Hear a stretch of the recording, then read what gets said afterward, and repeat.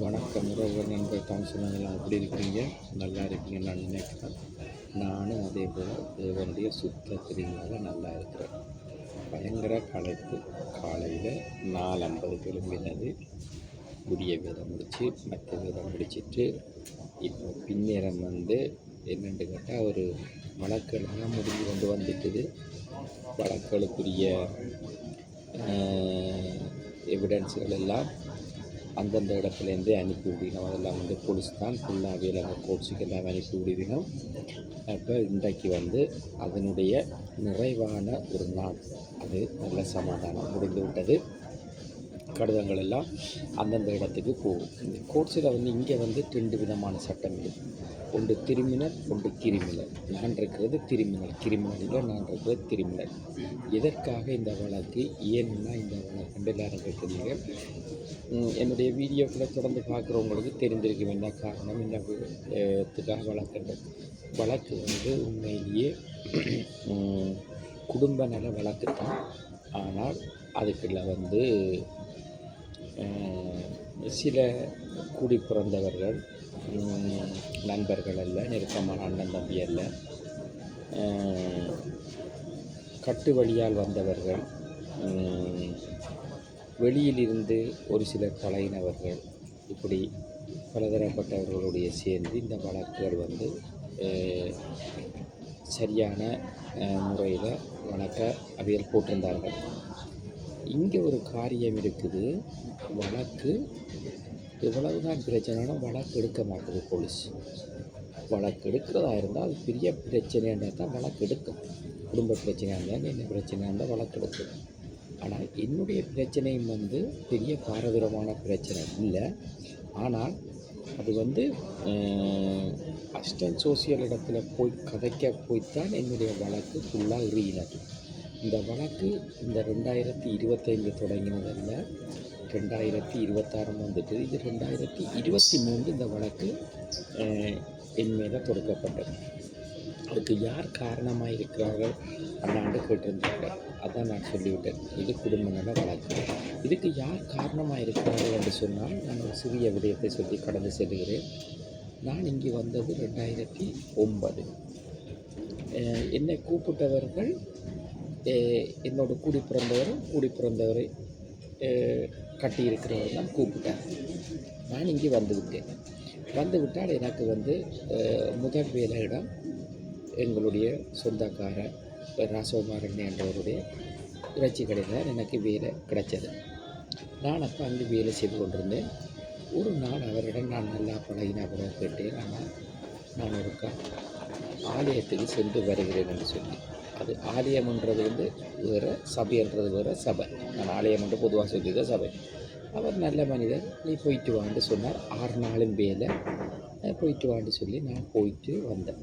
வரும்பொழுது இது என்னை கூப்பிட்டவர்களுக்கு இந்த விடயம் தெரிந்து விட்டது. காரணம், நான் அவர்களோடு இருக்கவில்லை, அவருடைய கடையில் மேலுக்கு தங்கியிருந்தேன். தெரிந்தவுடனே அவர்கள் இந்த சேர்ச்சுக்கு போன காரியத்தை வைத்துக்கொண்டு என்னுடைய மனைவியோடு ஜெர்மனியில் இருக்கிறவர்கள், சுவிஸில் இருக்கிறவர்கள், இங்கிருந்தவர்கள் எடுத்து என்னோடும் சண்டை கொடுத்து, என்னுடைய மனைவியோடும் சண்டை கொடுத்து பிரச்சனை பண்ணினார்கள். சரி, ஓகே. அப்போ பிரச்சனை பண்ணின உடனே இவருக்கு வேலை கொடுக்க வேணாம் என்று சொல்லிவிட்டார்கள். அப்போ அவரும் அந்த நேரம் அவரும் அவருடைய என்னை கூப்பிட்டவர்களும் அவருக்கு சொந்தக்காரர் தான். அது ஒரு 4-3 பேர் சேர்ந்து என்னை அங்கிருந்து வெளியேறும்படி சொன்னார். நான் உடனே அவர் ஒரு டெலிஃபோன் வாங்கி கொடுத்துருந்தேன். நான் தான் கணக்கு வழக்குகள் எல்லாம் பார்ப்பேன். எல்லாம் எடுத்து கொடுத்துட்டு நான் நல்லபடியாக ஒரு பிரச்சனையும் இல்லாமல் நான் நல்லபடியாக வெளியேறி என்ன செய்தேன்னு கேட்டால், என்னை கூப்பிட்டவர்களுடைய வீட்டுக்கு தான் போயிருக்கேன். அங்கு போயிருந்தால் அங்கு சகோதரனுடைய கட்டினவர் பிரச்சனை பண்ண தொடங்கிட்டார். அவருக்கு தமிழில் நிறைய கெட்ட வார்த்தைகளை அவர் பள்ளிக்கூடத்திலே எழுதி படிச்சிருக்கிறார். அப்படி தான் கதைப்பார் அவர். இன்றைக்கு நேற்றில் அப்படி தான் கதைப்பார். என்னுடைய அப்பா கூட என்னுடைய அம்மாவோட கதை படிப்படவும் இங்கேயும் கெட்ட வார்த்தை சொல்ல மாட்டார். நானும் யாரோடும் கெட்ட வார்த்தை கதைப்பது கிடையாது. அப்போ அவர் நல்ல கெட்ட வார்த்தை கதைப்பார். அப்போ அவர் அதில் சொன்னார், இவரை கூப்பிட்டதே தவறு என்று சொல்லி அங்காலெல்லாம் அவருடைய சுருக்கமாக எங்கட பொடிகள் சொல்லுவாங்க சமஸ்கிருதம் அப்படித்தான் கதைத்தேன். கதைத்து போட்டு அவரால் கை வைக்கிறதுக்கு வந்துட்டேன். கை வைக்க வந்த பொழுது நான் உஷாராயிட்டேன். இவரோடு இன்றைக்கு நேற்று பிரச்சனை 95லேருந்து இவரோடு பிரச்சனை. இவர்கள் வவுனியாவில் இருந்து எங்களோட கண்டிக்கு இடம்பெயர்ந்து வந்தால் இவர்களை எங்களுக்கு பழக்கம். அதுக்கு முதல்ல இவர்கள் சொந்தக்காரராக இருந்தாலும் பெரிய அளவில் எனக்கு தெரியாது, நான் பழகிறதும் இல்லை. அப்போ கதைக்கும் பொழுது பிரச்சனை வந்தோடனே அவர் தான் என்னில் கை வைக்க வந்தார். அப்போ ஒருவர் இனிமேல் கை வைக்க வரார் என்று சொன்னால் என்னையும் என்னுடைய தாய் 10 மாதம் சுமந்து பால் தான் வளர்த்திருக்கும். அந்த கௌரவம் எனக்கு இருக்கும். நானும் உஷாராகி உடனே 2 பொருட்களை கையில் எடுத்துட்டு அன்றைக்கு அந்த சகோதரி கத்தி குளறி பிள்ளைகள் கத்தி குளறி காட்டிக்கு அன்றைக்கு ஆளை வந்து ஒரு முடிவை கட்டி விட்டுருக்கேன். நான் இதில் பயப்படாமல் தான் கதைக்கிறேன். என்னென்னு கேட்டால் இந்த வழக்கு ஆரம்பத்தில் இந்த சூடு பிடிச்சி போகிறதுக்கு அவர்கள் தான் காரணம். சரி, இப்படியே இருக்கும் பொழுது உடனே என்னுடைய மூத்த சகோதரர் அடித்து உடனடியாக இங்கே இருக்கக்கூடாது, நீ வெளியேறு. இளைய சகோதரர் அடுத்த சகோதரர் அடித்து நான் தான் இங்கே வந்து உன்னை போட்டு பிளந்து தள்ள போகிறேன்னு சொல்லி அவர் ஜெர்மன் நாட்டில் இருந்து இவர்களெல்லாம் பிரச்சனை பண்ண பொழுது எனக்கு ஒரு அக்கா அடைக்கலம் கொடுத்து அவர் இப்பொழுது உயிரோடு இல்லை. அவர்களும் எங்களுடைய சொந்தக்காரர் தான், உயிரோடு இல்லை. அங்கு போனவுடன் அங்கும் இவர்கள் பூனை போட்டு சொன்னார்கள் இவரை வீட்டில் எடுக்க வேண்டாமல். ஆனால் அந்த அக்காவுடைய கணவருடைய தமக்கு வயதானவரை நான் இந்தியாவில் வைத்து சுகபலமாக நானும் அம்மா அப்பா அவரை பார்த்த நன்றிக்காக அவர் இவருடைய கதையை ஏற்காமல் எனக்கு அடைக்கலம் தந்திருந்தார். அப்போ அவர்கள் 2 நாள் எனக்கு அடைக்கலம் இருந்தவுடன் நான் அங்கிருந்து என்ன செய்தேன் என்று கேட்டார். 2ஆம் நாள் எனக்கு போயிற இடம் வந்து நான் வந்து முலான் என்ற இடத்துக்கு போயிட்டேன். ஆரியாடியில் தொங்கல் அங்கால போர்வேசோன் அதுக்கு முன்னுக்கு முலான். அங்கே போய் நான் ஒரு கருவல்களோடு பெரிய ஒரு கோட்டை அதுக்குள்ளே தான் இருந்தேன். நான் அப்போ உடுப்புகள் துவைக்கிறதெல்லாம் வந்து பார்க்க முடியாது. சிங்கிக்குள்ளே கை கழுவுற முகம் கழுவுற இதுக்கெல்லாம் உடுப்புகள் துவைக்கிறது 2-3 ஒரு கிழமைக்கிட்ட இருந்தேன். இருக்கும் பொழுது என்ன போயர் அடித்து என்னை வரும்படி சொல்லியிருந்து நான் அங்கேருந்து வருவதை டிக்கெட்டுக்கும் காசு இல்லை. அப்போ அங்கிருந்து நாங்கள் வந்து டிக்கெட்டு காசு இல்லாமலுக்கு வந்துட்டேன். பரிசுக்கு வந்த உடனே என்ன போயர் உடனே லாஃப்லா சத்து ஃப்ரான்ஸில் எனக்கு வீடு தந்து நான் போய் இருந்துட்டேன். இருந்தால் விசா இல்லை. அப்போ இவர்கள் வந்த காசை தர வேண்டும் என்று சொல்லி அங்கே வந்து சந்திக்கணும் இங்கே வந்து சந்திக்கணும் என்று சொல்லி இவர்களுடைய தேவையில்லாத ஆக்களை வைத்தெல்லாம் மிரட்டல் துணிகள் எல்லாம் விட்டார்கள். நான் ஒன்றுக்கும் பயப்படவில்லை. என்னென்று கேட்டால் நான் நின்று வந்த நாடுகள் எல்லாம் வந்து பொல்லாத நாடுகள். மற்றது பயப்பட வேண்டிய அவசியம் இல்லை. கொடுக்கத்தான் போகிறோம் காசு விட்டு இருந்துட்டேன். நல்லபடியாக எனக்கு விசா கிடைத்தது. இவர்களுக்கு வந்து நான் வந்த காசு 17,000 யூரோ, இவர்களுக்கு கொடுத்தது 26,700 யூரோ. இது கண்டிப்பாக சொல்ல வேண்டிய ஒரு கட்டாயத்தில் வந்துட்டேன். அப்போ கொடுத்திருந்தால் இவர்கள் பேர்ந்து எங்களை எல்லாம் வாங்கி கொண்டு இவர்களோட தொடர்பு இல்லை. இவர்கள் இப்போ அதுக்கு அவ்வளவு தெரியல இவ்வளோ தெரியல சொல்லலாம். நான் என்னை படிப்பு தாண்டி என்னை நர்சரிக்கு விடையக்கில்ல எத்தனை பிஸ்கெட் வச்சு தந்தவா டிஃபன் பாக்ஸில், எத்தனை மணிக்கு என்ன பள்ளிக்கூடத்தை விட்டவா, எத்தனை மணிக்கு எடுத்தவான்னு சொல்லுவேன். 5 சுகவலமாக ஜெர்மனியில் இருக்கிறான் அதுதானே. அப்போ வந்து இவர்கள் வந்து என்னோடய பிரச்சனை பண்ணின உடனே அண்டி உடனடியாக எனக்கு போயரில் இடம் கிடைப்பதற்கு முன்பு என்னுடைய பெரியம்மாவனுடைய மகன் ஏஞ்சலை நாங்கள் அடித்து அவன் தூர இடத்துக்கு போயிட்டான். நீ வா வந்து எங்களோட 2 கேட்டிருந்தான். நான் உண்மையிலே சொன்னேன். அவர் என்னோட ரொம்ப நல்ல மாதிரி இந்தியாவுக்கு வரும்போது பெரியம்மாண்ட பிள்ளைகள் அவ்வளவு நல்ல பிள்ளைகள். அவர்கள் எப்பொழுதும் யாரோடும் பிரச்சனையே போவதில்லை. எல்லாரும் என்னோட கதைப்பார்கள், பேசுவார்கள். அதில் ஏஞ்சலண்ணா சசியக்கா ரொம்ப பிடிக்கும். அதே போல் ஏஞ்சலண்ணாவுடைய வைஃப் மேடம் சாந்தி அக்கா ரொம்ப பிடிக்கும். அவர்கள் நல்லவர்கள். அவர்கள் என்னை வந்து இந்த போயரில் இருக்கும்போது என்னை கூப்பிட்டு பராமரித்து சாப்பாடு தந்து என்னை ஆதரித்து எனக்கு அதோட வந்து ஏஞ்சலண்ணா செய்த மிகப்பெரிய வேலை என்னுடைய சொந்த தொழில் மீடியா போட்டோவை அருந்தி என்னையோட கதைச்சி பேசி என்னை சேர்த்து விட்டார். அது எனக்கு மகிழ்ச்சியாக இருந்தது. அப்போ இந்த பிரச்சனை இப்படியே கடந்து போய் கொண்டிருக்கும் பொழுது நாங்களும் ஒதுங்கி எங்களுக்கும் எல்லாம் விசா கிடைத்து குடும்பங்கள் எல்லாம் செட்டில் ஆகி நாங்கள் எங்களுடைய பயணத்தை போய்கொண்டே இருந்துட்டோம். இப்படி இருக்கும்போது 2023க்கு வந்துட்டோம். அம்மா இறந்துட்டான். அம்மா இறந்த உடனே எனக்கு சகோதரங்கள்கிட்ட விட்டையும் போகிறதும் பிடிக்காது, சொந்த பந்தங்கள் வீட்டையும் போகிறது பிடிக்காது. நான் எங்கே இருக்கிறேன்னு கூட என்னுடைய சொந்த பந்தங்களுக்கு தெரியாது. நான் யாரோடையும் சேர மாட்டேன், நான் யாரை பற்றியும் பேச மாட்டேன். நான் உண்டு இந்த பாடுண்டு அவ்வளவுதான். வந்த நாள்லேருந்து பைபிள் வீடியோ போட்டு வேலை. இப்படி இருக்கும் பொழுது அம்மாண்ட சித்த வீட்டுக்கு போகும் பொழுது தான் என்னுடைய குடும்பத்தை பற்றி சில விடயங்களை அவர்கள் எனக்கு சொல்லுகிறார்கள். சொன்னால் சரி ஓகே என்று பார்த்தால் அன்றிலிருந்து தொடங்கின பிரச்சனை பெரிய அளவில் போய் முடிந்து அது சொல்ல முடியாத துன்பங்களெல்லாம் சந்தித்து கடந்து வந்தாச்சு என்று சொல்லி இருந்தால் 2025 டிசம்பருக்கு வந்தவர், கூடி பிறந்தவர். நான் உண்மையிலே யாரிடமே உதவி கேட்பதில்லையே. நான் இங்கே உழைக்க வந்து நானே யாரிடமும் 10 ரூபா கேட்க வேண்டும், நானே உழைச்சி சாப்பிடலாம் தானே என்று நான் யாரிடமும் ஒன்றும் கேட்பதில்லை. என்னுடைய நண்பர்களோடு பழகுவேன், அவர்களை சொல்லுவேன், எனக்கு இப்படி ஒரு சின்ன தேவை இருக்குது, செய்யுங்கள் என்றால் செய்வார்கள், நானும் திருப்பி செய்து விடுவேன். அப்போ இவர்கள் என்ன செய்து விட்டார்கள் என்று கேட்டால், கொடுக்க வேண்டிய ஒரு 2000 ரூபா பணத்துக்காக என்னோடு வந்து ஜெர்மனியிலிருந்தே பிரச்சனை ஆரம்பிச்சிட்டு, இப்போ நான் பணம் கொடுப்பதற்கு ஒழுங்கு செய்து விட்டேன். இங்கே கொடுக்கக்கூடிய சூழ்நிலை எனக்கு இல்லை. அப்பொழுது 2 வீடு கட்டி கொண்டிருக்கிறேன். 2 வீட்டுக்கும் எனக்கு வந்து 2 வீட்டுக்கும் சேர்த்து எனக்கு ஒரு 1,70,00,000 மேலே இலங்கைக்கு தேவைப்பட்டது. அப்போ நான் ஒரு 70 லட்சம் வரைக்கும் எல்லாம் செய்து மற்ற வீட்டிலே அத்திவாரம் போட்டு இந்த வீடு கட்டி நெருங்கி கொண்டு இருக்குது.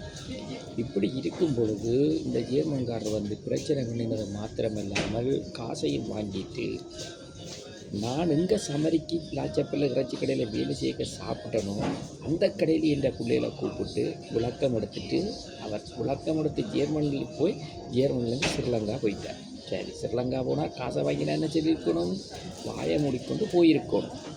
காசை வாங்கி போட்டு கதைக்க போனால் பெரிய சண்டித்தனம். என்ன சண்டித்தனம்? கிளிநொச்சியில் உள்ள ஒரு இடத்துல சொல்லி மடக்குளத்தில் ஒரு காணி எழுதினது. அந்த காணியை குறித்து பேச போகும் பொழுது பெரிய பிரச்சனையாக போய்விட்டது. அந்த காணிக்கு 25 லட்சத்தை தந்து விட்டு எடு. ஆனால் இந்த காணிக்கு மருந்து சம்பந்தம் இல்லை, கொஞ்சம் காசை தந்தவர். இந்த காணிக்கு முழுமையாக நான் வைத்து செய்தது கிளிநொச்சி ஆளை வைத்து வடிவாக செய்தேன். அவருடைய பேரை சொல்ல நான் விருப்பப்படவில்லை, வடிவாக செய்தேன். அவருக்கும் சராசரியாக நல்ல உதவிகளை செய்தேன். அவரும் அதை பெற்றுக்கொண்டு நல்லா இருந்தார். சரி என்று பார்த்தால், இவர்கள் இலங்கை போன உடனே என்னுடைய தம்பி புதுக்குடியிருப்பு காணியை வடிவாக பார்த்து எனக்கு வீடெல்லாம் கட்டி கொண்டிருக்கிற தம்பி தங்கச்சி ஆக்களிடம் சொல்லி இவர்களை சந்திக்க வைக்கும் பொழுது, இந்த ஜெர்மன்லேருந்து போனவர் கூவண்டு கூவினார். இப்படி கூறாரு, இங்கே வந்து கொம்போ என்றவர் அங்கே போய் மைஸ் என்றார். இப்போ இவர் கூவினது அனைத்தும் எங்கள்கிட்ட வந்து ரெக்கார்டில் வந்துட்டு, அனைத்தையும் நான் அனுப்ப வேண்டிய ஆக்களுக்கு அனுப்பிட்டேன். எல்லாரும் பார்த்துட்டு இவர் வந்து மண்டை கலண்டுட்டுன்னு சொன்னார். நான் சொன்னவர் மண்டை கலரையில் மண்டையில் உள்ள கொண்டை கலண்டுட்டு. எனக்கு பயம் இல்லை, குற்றப்புல நாயில் நீங்கள் இலங்கையிலையும் கொடுக்கலாம், ஃப்ரான்ஸ்லேயும் கொடுக்கலாம். நான் யூடியூப்லேருந்து ஃபேஸ்புக்லேருந்து என்னை பார்த்து என்னில் யாரும் கை வச்சாலும் என்னோட யாரும் பிரச்சனைக்கு வந்தாலும் காலம் முழுக்க கழியும் எனக்கு காசு. சரிதானே? எனக்கு எல்லாம் முடிஞ்சு விட்டாங்க.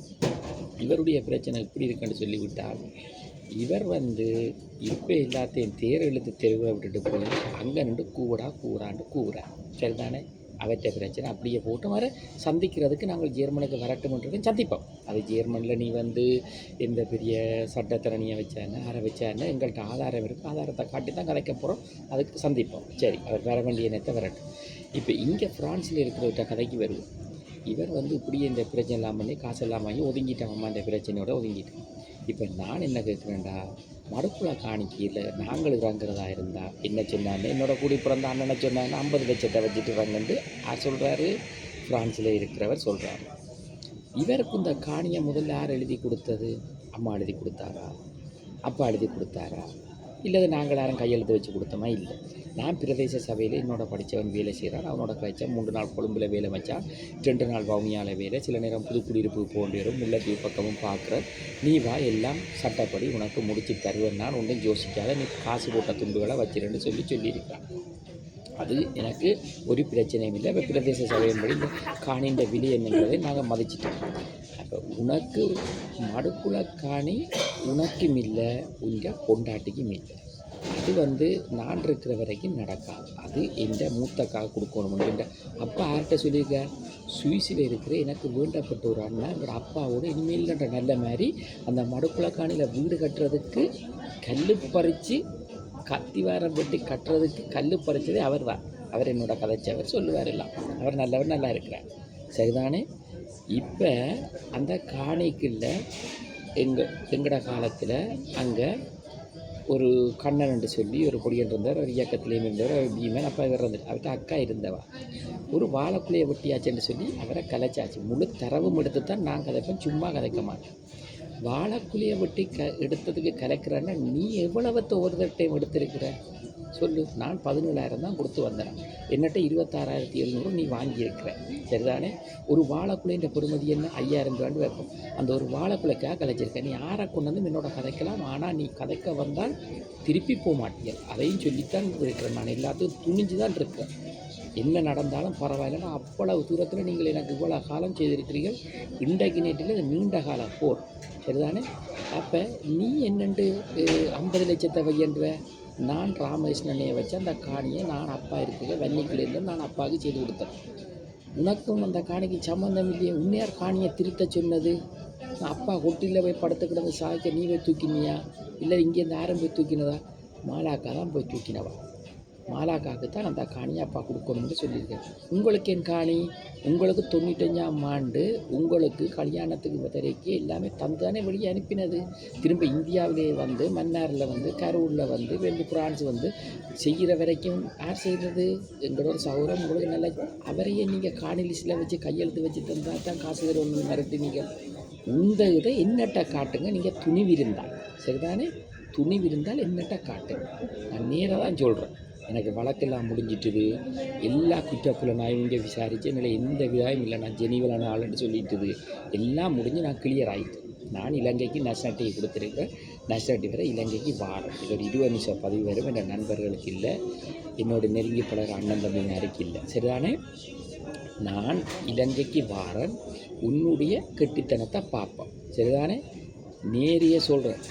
தோசர் போட்டு அடிப்போம். ஊற்று மரஞ்செடி ஒன்றும் இருக்காது. நீ என்ன இலங்கையில் வந்து உள்ளே பிடிச்சி அடைச்சா கூட பரவாயில்ல. எந்த அக்காவை நீ காட்டி கொடுத்துருக்க. உனக்கு காசவியல் தரணுமாக இருந்தால் நீ அந்த காசை ஆறுகிட்ட கொடுத்தியோ அவையோட கதைச்சி முடிச்சிருக்கோம். நீ என்ன செய்திருக்கிற? அவையில் பிழை இருக்கலாம். பிழை இருந்து நீ என்ன செஞ்சுருக்கிற? அங்கேயும் குற்றப்புலனாய்விட்டால் கொடுத்துருக்குற. போலீஸ் மூலமாக கொடுத்து சிஐடிக்கு கொடுத்து செய்திருக்கிற. சரி செய்த நீ இன்றைக்கு நீ வந்து காலங்காலமாக நீ இதை செய்து கொண்டிருக்கக்கூடாதுன்றால் என்னுடைய முடிவு. நீ எவ்வளவு காலம் உங்களை துன்பப்படுத்துவ? உன்னால் எத்தனை குடும்பம் தெருவுக்கு வந்திருக்குது? உனக்கு நாங்கள் பயப்பட வேண்டிய அவசியம் இல்லை. சரிதானே? நான் எல்லாத்தையும் தைரியமாக இந்த வழக்கு முடியட்டும் இருந்துட்டு தான் இவ்வளோ கலைக்கிறேன். நீ என்ன நம்ப வேணாம்னு சொல்கிறதுக்கு உனக்கு என்ன தகுதி இருக்குது?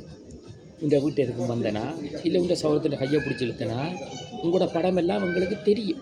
என்னென்ன படம் எங்கே ஓடினண்டு எல்லாம் தெரியும். ஜேர்மன்காரன் நிற்கிறா இல்லை செம்படிச்சு ஓடி ஜிங்கி சக்கு ஜிங்கி சக்கு ஜிங்கி சக்குன்ட்டு அடிச்சுட்டு அவர் விரட்டும் அவர் கதைச்சது அத்தனையும் எங்களுக்கு பதிவாக வந்திருக்கு. எப்படி கதைச்சிருக்கிறா? நம்பக்கூடாது. நான் அண்ணன் சொல். இன்னும் யார் நாங்கள் அண்ணன் என்று சொல்லி ஏற்றுக்கொண்டு நாங்கள்? நீ இந்தியாவில் இலங்கையில் நாங்கள் நிற்க இன்னும் எனக்கு செய்தேன்னு சொல்லு. அந்த சுவிஸில் இருக்கிற அந்த ஆளுக்கு தான் நன்றி கடன் இருக்குது எனக்கு. உங்களுக்காக தான் இந்த 20 நிமிஷம் மடுக்குள காணிய உங்களுக்கு எந்த ஆண்டில் எவ்வளவு காசு முடிஞ்சுதோ அதை சொல்லுங்கோ. வாங்கி கொண்டு சட்ட ரீதியாக அலுவலை முடிச்சு கொண்டு வெளியேறுங்க. நான் இலங்கைக்கு வந்து அந்த காணியை குறித்து சகல அலுவலும் பார்ப்பேன். மற்றது கிளிநொச்சிக்காரர்கிட்ட எழுதின காணி இருக்குல்லோ அதையும் வந்து நான் சகலபடி பார்ப்பேன். அவர் கிளிநொச்சியில் இருக்கிறவருக்கு தெரியும் நல்ல வடிவாக நான் இப்படி என்ன மாதிரி எந்த தம்பியாக்கள் இங்கே இருக்கணும் என்ன செய்யணும்னு எல்லாம் வந்து பார்த்துட்டு போய்த்தினேன். அவர் கிளிநொச்சிக்காரோட உங்களுக்கு பிரச்சனை இல்லை. நான் எவ்வளோ காசு போட்டேன்னா எல்லாம் இங்கே புரிண்டெடுத்து அப்படியே வச்சுருக்கிறேன். இதுதானே? காணியை எனக்கு வாங்குறதுக்கு பிரதேச சபையில் இந்த நண்பன் இருக்கிறான். அவன் எல்லாம் செய்வான். எல்லாம் சொல்லியாச்சு. தர மறுத்தால் காணியும் வேண்டாம் ஒன்றும் வேண்டாம் என்று சொல்லி தேவையில்லாத விடயங்களை செய்து போட்டு வருகிறார். நீங்கள் யார் என்ன வேணும்னாலும் செய்யணும். இன்றைக்கு சேர்த்தா நாளைக்கு பார். ஆண்டவர் என்னோடு இருக்கிறார். சரிதானே? இந்த வீடியோ பதிவு என்னுடைய நண்பர்களுக்கு அல்ல, என்னுடைய அண்ணன் தம்பிக்கு அல்ல, என்னுடைய கூடி பிறந்த சகோதரத்தை சேர்த்து கட்டினவர் ஒருவருக்கு தான். சரிதானே? மற்றதாக பிள்ளைகளோடையெல்லாம் எங்களுக்கு தேவையில்லை. இவங்களை போல் அநாகரிகமாக இவங்களோட பிரச்சனைக்கு பிள்ளைகளை கூப்பிட்டு கலைக்கிற அளவுக்கு நாங்கள் வந்து முட்டாளுகள் இல்லை. எங்கள் அப்பா அம்மா என்ன தட்டமாக இருந்த காலம் வரைக்கும் நல்லா வச்சு நானும் பார்த்தேன்னா அவையில் என்ன பார்த்தவே. அதனால் இந்த வீடியோவை நல்ல வடிவாக ஃபேஸ்புக்கில் படுத்து கிடந்து பார்த்துட்டு ஏற்றுறா இல்லை ஒரு பதிவுகளும் விரைக்கில்லை. இப்படித்தான் வேறு கதைக்கு ஏற்றுற உதயின் நீ பார். இந்த மடுக்குள காணியை நீங்கள் சரியான முறையில் உங்களோட காசை எடுத்துக்கொண்டு வெளியேறணும். ஏன்னு கேட்டால் உங்களோட ஊருக்கு நாங்கள் விரையில்லை. நீங்கள் தான் எங்களோட ஊருக்கு அகதியாக வந்த நீங்கள். சரிதானே? உங்களோட டவுன் எங்களோட வெண்ணி இதோட புரிஞ்சு கொண்டோணும். எடுத்துக்கொண்டு வெளியேறிடணும். அவ்வளோதான் இந்த கதை. இந்த பிரச்சனை முடிவு வரைக்கும் தான் இனி நான் கட்டசி வந்தாலும் போட மாட்டேன்.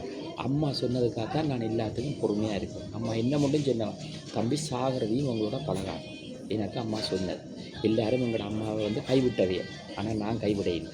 அம்மாவுக்கு எல்லாம் தெரியும், அம்மா அப்பா இல்லை இப்போ. சரிதானே? இதுதான் விடயம். இதை நல்லபடியாக பாருங்கள். என்ன ஒரு சந்திப்போம். நன்றி, வணக்கம். நண்பர் தமிழ் சொன்ன ஒரு அனைவருக்கும்